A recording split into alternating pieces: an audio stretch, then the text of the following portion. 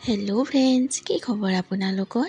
আজি যিহেতু ইমান গৰম পৰিছে, ভাবিলোঁ আইচক্ৰীম আনি থোৱা আছিলে, তাৰে এটা খাই লওঁ। সৰু সৰু মৰমবোৰ ইয়াতেই থাকে, মানুহজনে নক'লেও গম পায়, আনি মেলি সেনেকেই মনে মনে থৈ দিয়ে। তাকে আইচক্ৰীমটো খাই ল'লোঁ। তাৰপৰা জহা চাউলৰ মায়ে আজি পায়স বনাইছিলে। মানুহজনে দেখিছেনে কেনেকৈ খাই আছে? মই পিছে খাবই নোৱাৰিলোঁ, জহা চাউলত ইমান খাব নোৱাৰি। আজি অলপ ওলাই গ'লোঁ শিৱসাগৰ বৰপুখুৰী ফালে।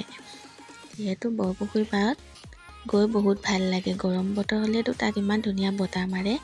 চাব দেই, এইখন এখন ট্ৰেইন ওলাব ইয়াত এতিয়া। সৰু সৰু ল'ৰা ছোৱালীবোৰ ইয়াত কেনেকৈ গৈ আছে। এইখন চব সৰুতে আমিও এইখনত উঠিছিলোঁ।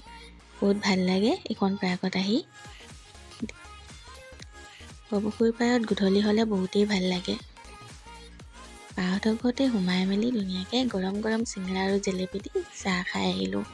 ভাগিনজনীয়ে মাতিলে, গুচি গ'লোঁ তালৈ। তাৰপৰা ৰাতি ধুনীয়াকৈ ভাতটো খাই ল'লোঁ।